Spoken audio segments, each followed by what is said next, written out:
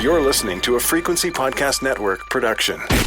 The Brock and Dalby Podcast. This is the Brock and Dalby Podcast. Welcome to Wednesday. My name is Brock. I'm Dalby. I want to ask you a question. I saw, love me some Post Malone, so even though he's in his weird country era right now, still follow along with the interviews and stuff like that.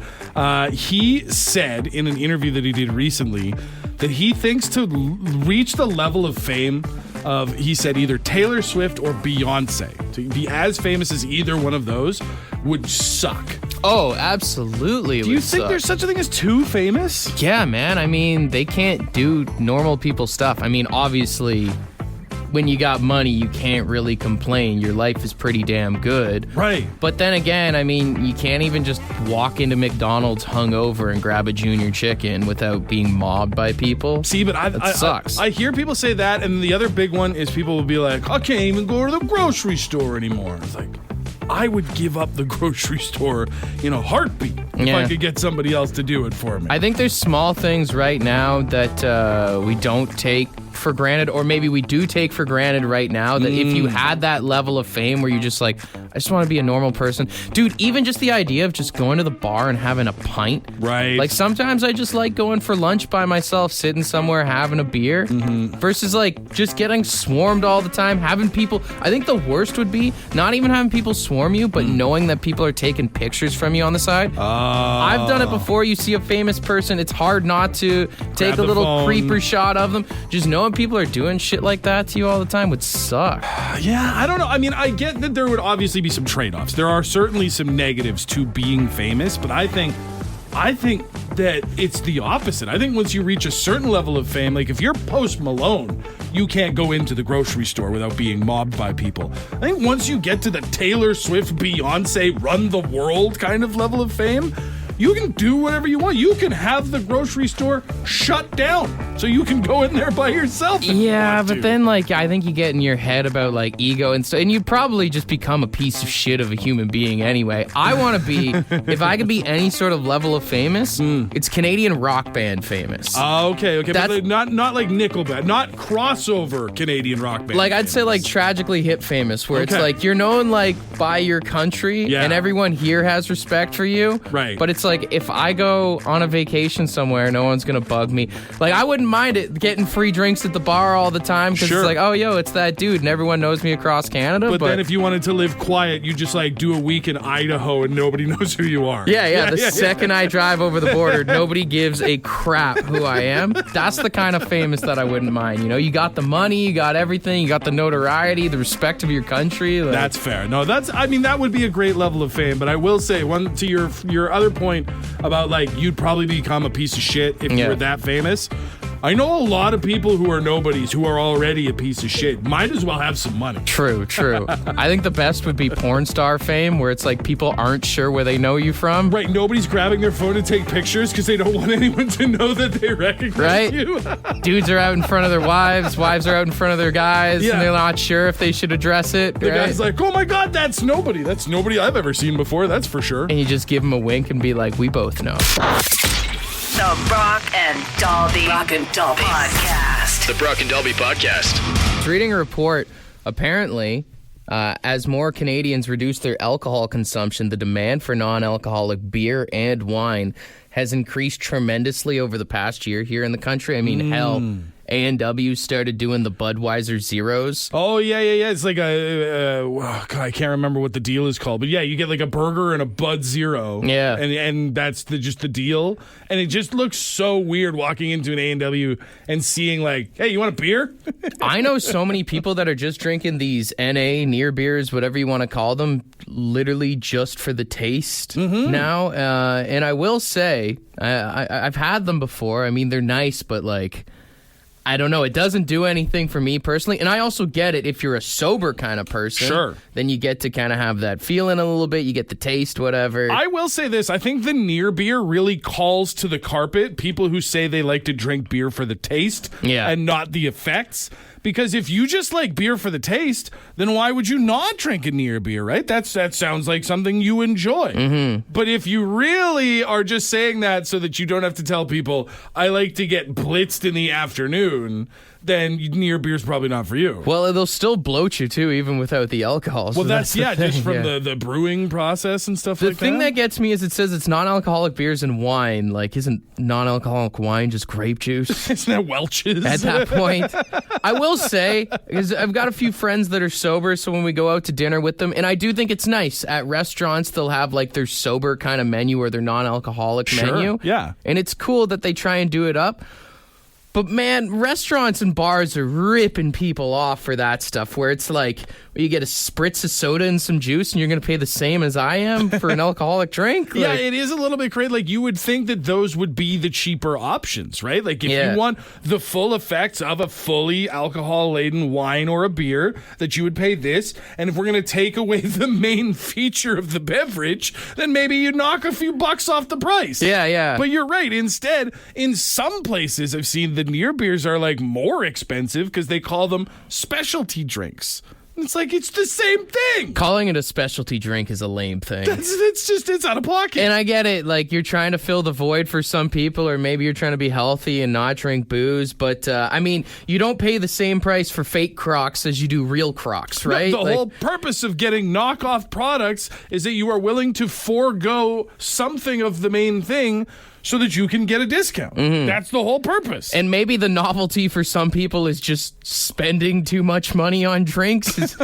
Is that what it is? Like, I don't know. It just feels wrong to get a Virgin Caesar. It's just tomato juice with salt. That's all it is, brother. Put some respect on Clamato over here. Come on. Sorry, Clamato with Thank salt. you. That's all it is. I will say, if they want to start doing like these knockoff drinks, the only or knockoff non-alcoholic drinks, Yes. rather, they're not knockoffs. The only one I would trust is Kirkland brand.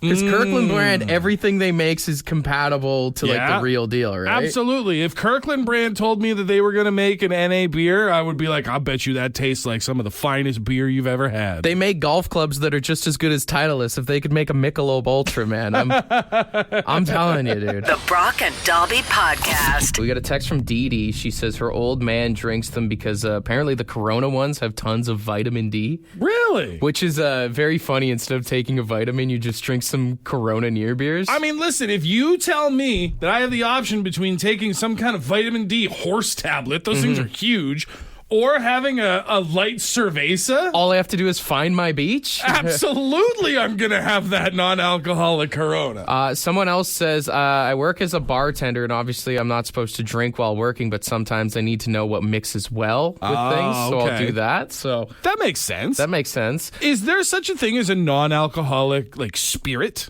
You know what I mean? Like a whiskey or a rum? Not that I've seen, but there's got to be something like that out there. Because I'll tell you right now, I won't drink a near beer because I'm not a beer for taste guy. Yeah. I'm drinking beer for one reason and one reason only. But I love the taste of like a good spiced rum.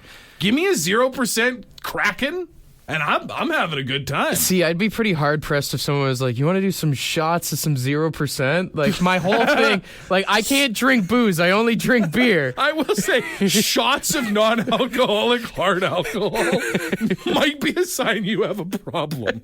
Like, I'm talking about, like, sipping for the taste. If you're coming up and being like, give me a shot of non-alcoholic scotch. Fair.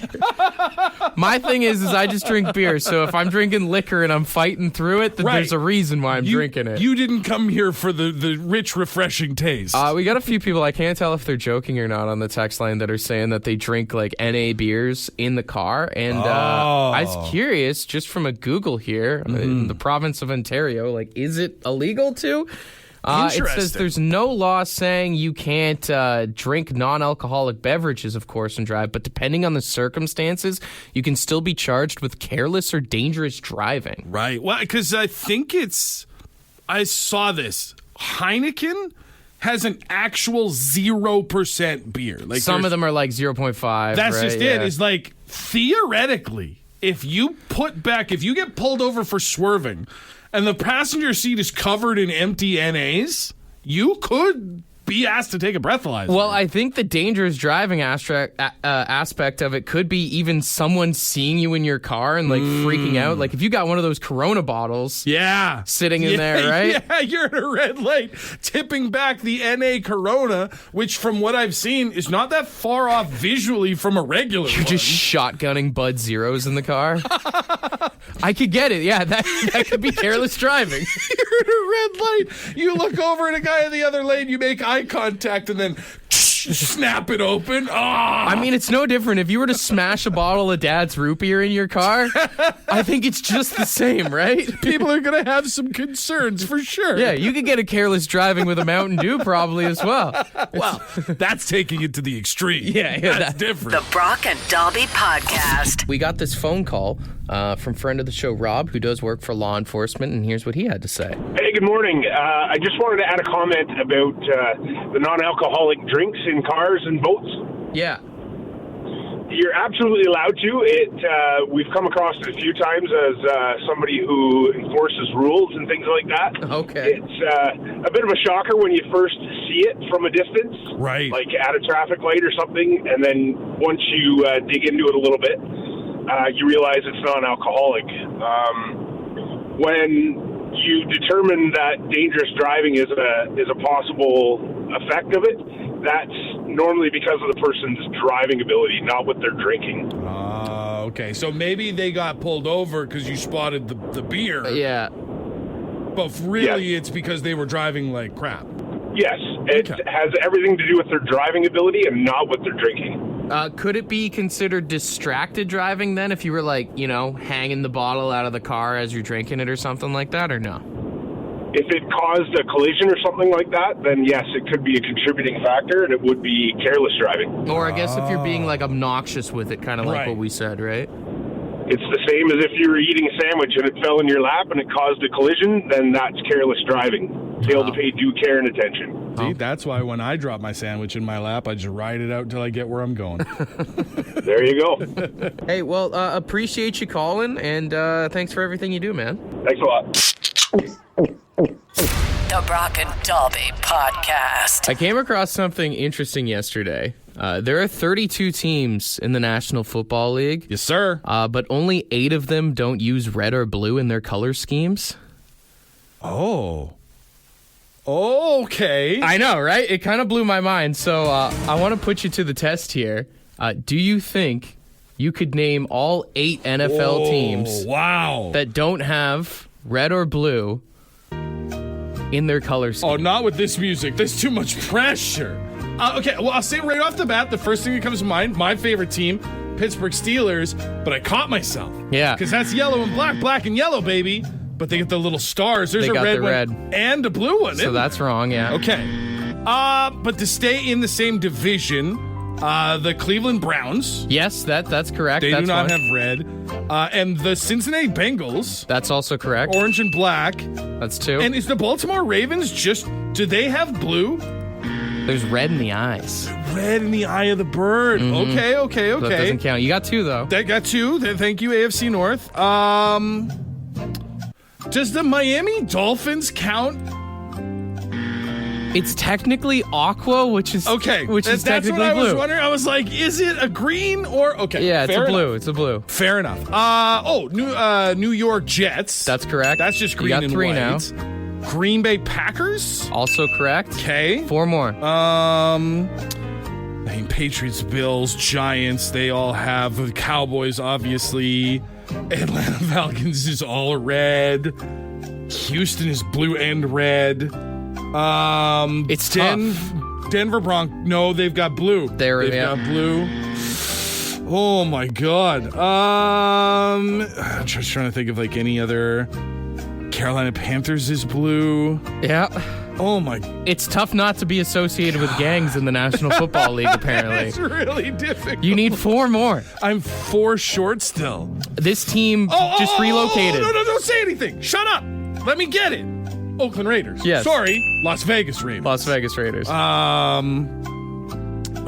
5. Okay, 5. 3 more. Ooh, crazy fans. Philadelphia Eagles. Yes. Okay. There you go. 2 more. Damn. Is the LA Rams have blue in it? That's blue. Okay. What's and the Chargers have blue around the bolts. Yeah.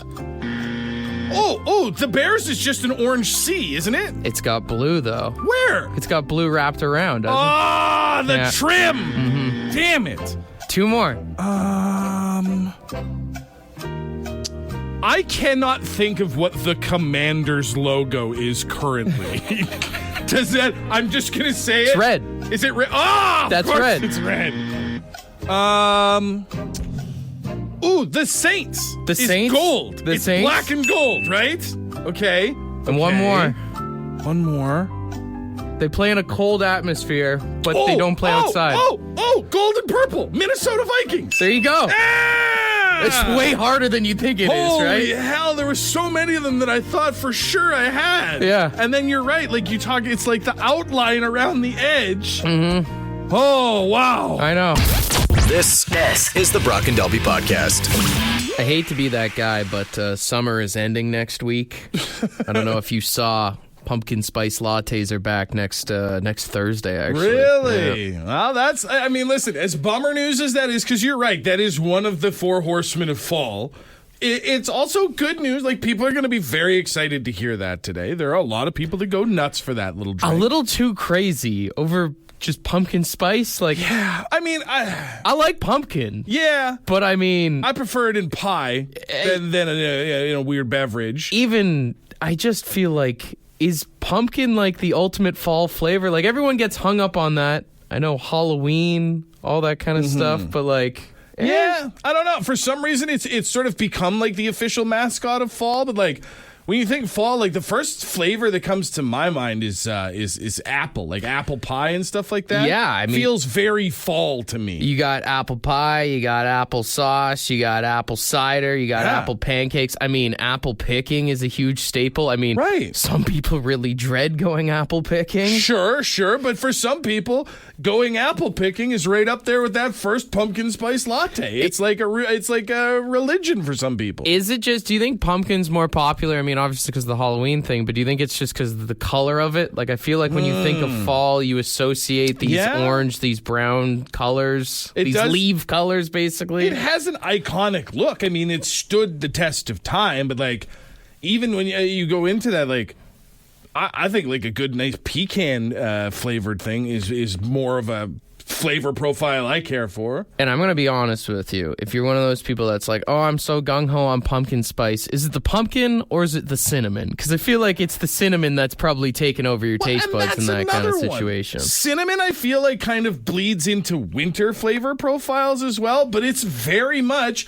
It's starting to cool off. We'll have cinnamon drinks, and we'll put cinnamon in our baked goods and stuff like that. It feels very fall. Technically, if you think about it, if you're looking for fall flavors, they should have a crunch, because when I think of the fall, I think of the leaves. Oh. Like I said, the color thing. Yeah, like, you'd think it would everything would have more of a crunch to it, you know? Mm-hmm. Oh, you know what's a good fall flavor that I would elevate above pumpkin, and I feel like most people would?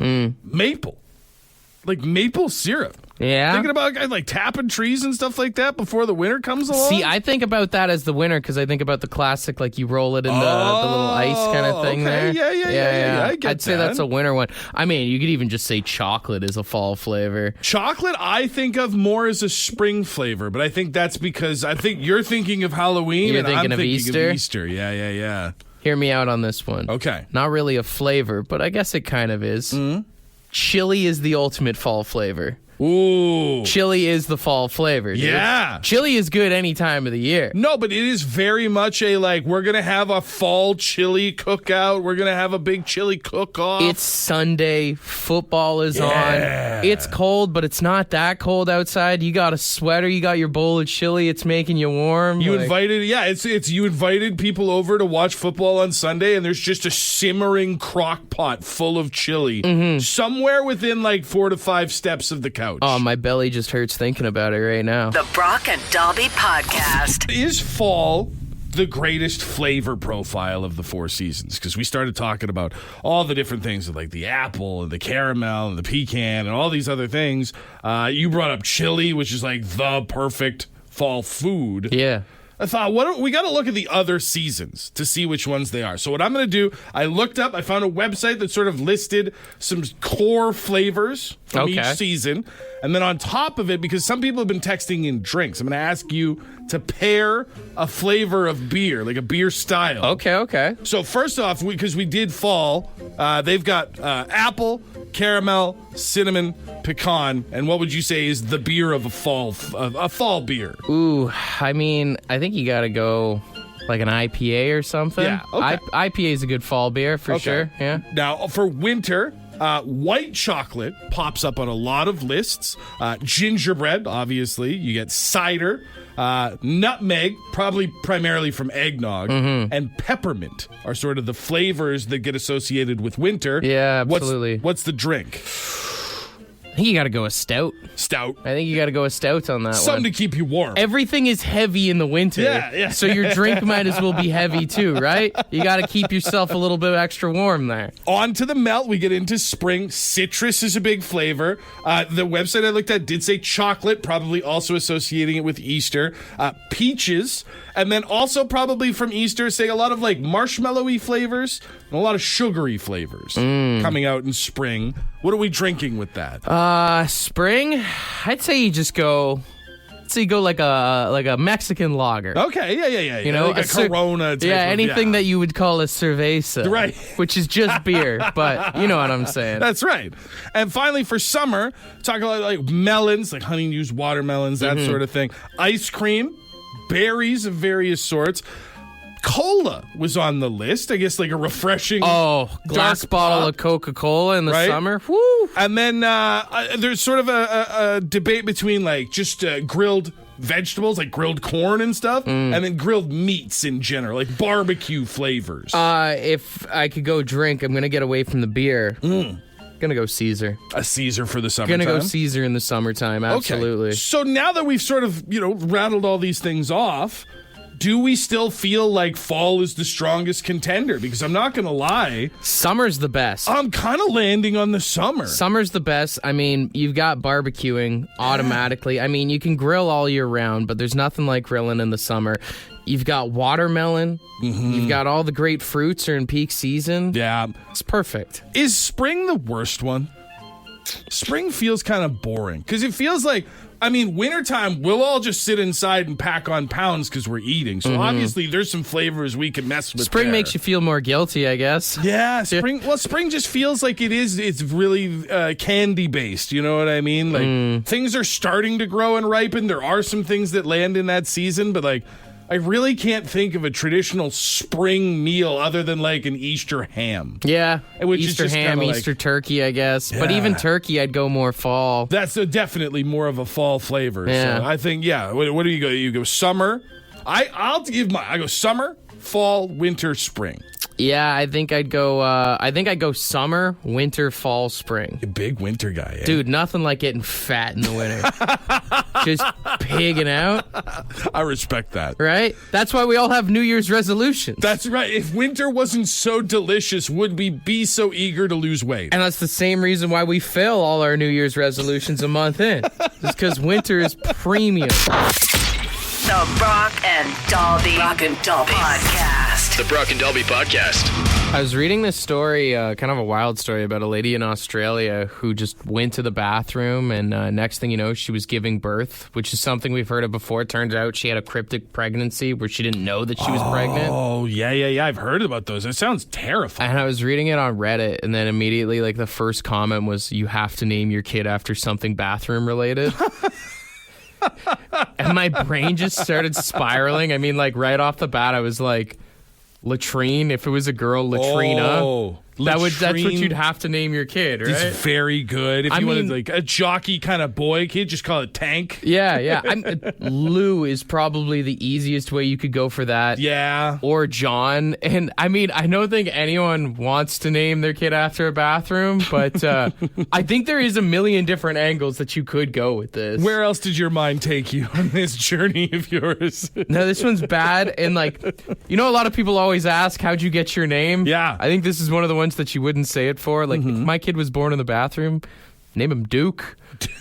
Dookie. I was going to say, do you call him Dookie? You could just say, like, my dad was a big Green Day fan or something. He loved that album, right? You could go with that instead, right? Instead of Tony, he's Toonie. Yeah. What's that brand of toilet? Kohler's. Oh, Name your kid Cole after that. Is Charmin 2 on the nose? Or could you, like, do you church it up to a Charmaine? Yeah. It's spelled like Charmin, but there's an accent somewhere. My dad just always thought it was soft. And then the boy version, you call him Braun. Oh, dude, even the American Standard, you name your kid Stan. Swirly Sue? Swirly's like an old-timey baseball player name. 100%. Yeah. That could work in like the 30s or the 40s. Yeah. Rimothy? Yeah, for the rim of the ball. Oh, I don't like that. That sounds like a bad nickname that you got in college or something. What about Lynn? Porcelain. Porcelain works. Honestly, if you named your kid Porcy, I wouldn't look past it. But only because names have been demolished in this generation. Porcellania? No? Portia, Lynn, Lewis. There it is. The Brock and Dalby Podcast. So we definitely had our fair share of people who say they've taken their dogs on vacation, including Glenn, who says his dog has been to Myrtle Beach 6 times, which means his dog is more of an international traveler than either of us. Man, my family lasted one trip and my parents got divorced on the way back, so good for you, man. Dog's just out there rocking it. I will say, though, have you ever seen somebody who's got, like, a cat at the airport? Not even the airport, dude. I've seen a lot of people with cats in their cars lately. Yeah. Just, like, not even in carriers. I saw a cat up on a dashboard the other day while driving on a highway. I'm just like, that's got to be distracting as a driver, but also it's just so dangerous. Yeah, I don't know if I could trust a cat in a car, man. Like all of a sudden it starts like scratching your seats or just freaks out on you. Like, all of a sudden starts pawing at you, starts jumping around. I mean, I guess the only good thing is if you get in an accident, cats are prone to land on all 4 feet. So they'll probably be fine. Yeah. And then when your car's upside down and you're hung in the seat, stuck in the seatbelt, the cat will just come over and start licking your cheek. I don't know if it'll lick your cheek. I heard that cats will give you like an hour and they'll start eating you. Start nibbling. That's away. what I saw in a documentary once. So I'm just saying, if you're driving with your cat in the car, be careful if you ever get in a wreckage. So there you go. As weird as it might feel to go on a vacation with a dog, could be worse. A cat would be a significantly worse one. I mean, I guess there's people that probably travel with all sorts of things. Snakes and whatnot would be snakes in a car. Yeah. I'll tell you right now, and I don't own one, and I don't see myself ever owning one. But if I ever had a pet snake, I would 100% try to take it on a flight, even just one time, to be able to say I took a snake on a plane. They were wrong just to for be able that. to have that moment. I hope you get put on a flight risk list just for even saying that right now, man. Well, I mean, you look at with airlines, it feels like we see these stories all the time of like emotional support animals. Yeah. And it used to just be like, this is my support dog, this is my support there whatever. There was a guy in Regina, I can't remember, was it a llama or an alpaca? And he used to have it in the back of his truck all the time, and he'd just drive around downtown. It was an alpaca, and it would stick its head out the window like a dog driving around catching wind, and everybody, it was constantly in the news and stuff like that, because people would just be like, wait, did I just see what I just saw? Mm-hmm. Can't imagine there's a lot of places you can go with an alpaca. You can go out for a rip around town. But I imagine even some of these like Fleabag motels you see in between cities, I have to imagine if you roll up with an alpaca, they're like, we're full. Is the alpaca is the one that's known for spitting, right? Yeah. Oh, yeah. And I wonder if you could train it so if you can maybe give it a code word if someone cut you off in traffic that they just start spitting at people's cars. You get up alongside the car that cut you off, give the code word, it just starts like machine gun spitting. Yeah, give them the old spit shine real quick. Now, because I'm thinking about traveling, maybe you're going on like a boat cruise or something like that. You need your emotional support alpaca. You get cut off at the buffet. baby. Yeah. I mean, you just said like going out on a cruise or something. I wonder if there's people that carry fish with them. Like, almost certain. Because I remember as a kid, like sitting in the car with the bag of fish. Like, Coming home from the pet store? Coming home from the pet store. Do you think there's anyone that keeps like a Pimp My Ride kind of style thing in their car? That was the thing they did. They put an aquarium in one guy's car. Just imagine, because you wouldn't want to keep it full all the time, right? Like, theoretically, that would be weird to have stale water in the car. Even just the sun comes shining at the wrong spot. Yeah. But I'm thinking, like, okay, we're going on a big road trip. We want to take our fish. Don't forget to refill the fish tank in the back of the station wagon. Imagine, like, trying to explain that to your insurance, and they're like, so where did the water damage come from? This is the Brock and Dalby Podcast. Ed's word of the day. See what he's got. Good morning. Today's word is hornswoggle. Yeah, hornswoggle. HORNSWOGGLE. Hornswoggle. And it's to swindle, cheat, trick, or deceive. Well, that's got X written all over it to me. Anyways, that's about it. Have a great one. Cheers, you're up. Did he say that's got X or Ed written all over it? I think he said that's got the X. Okay. I was like, I don't know if you want to refer to yourself as that. Ed's a hornswoggler. Wasn't Hornswoggle like the little guy that was in WWE for a bit? Yes, that is the first thing that came to my mind. I was like, good to see that man still getting his flowers is the word of the day today. But yes, that's right. It actually was a word before it was the name of a professional wrestler. So anyone who's like cheating or scamming or anything like that. Yeah. I mean, it's basically anybody who's trying to pull one over on you. You get one of those fake CRA calls. You go, stop hornswoggling me. Ooh, imagine if on your caller ID, instead of suspected spam, it came up as suspected hornswoggling. Yeah. My phone would be way cooler if it did stuff like that. Even it would be very hard to take someone serious if you worked at a bank and you got a phone call and they're like, okay, so what happened? You're like, I got hornswoggled. I got a call yesterday. The guy said he was going to come and clean my ducks, and he was hornswoggling me the whole time. Hornswoggle me once. Shame on you. Hornswoggle me twice. Shame on me. Even the idea of like the cheating thing, like if your boy called you up and he's like, dude, just found out Jessica's been hornswoggling around town. I'd be like, what does that mean? I feel like if you didn't know the context and somebody that was a friend of yours said that they got hornswoggled by their significant other, I'd be like, too much information, bro, but good for you. Yeah. It could be like honestly one of those new shows like Cheaters, Hornswogglers. Hornswogglers in Paradise. Yeah. I mean, even if you want to use it in a casual way, like deceptive or something, you could be like the appearance of the depth of the water may be hornswoggled. That's right. No diving. Don't let the water hornswoggle you. You'll break your neck. Hornswoggle. Honestly, you can have a lot of fun with this today if you want to, all right? For more Brock and Dalby, tune in weekday mornings 5:30 to 9. The Brock and Dalby Podcast is brought to you by badshop.ca, the Brock and Dalby merch store. With all proceeds going to the Canadian Cancer Society.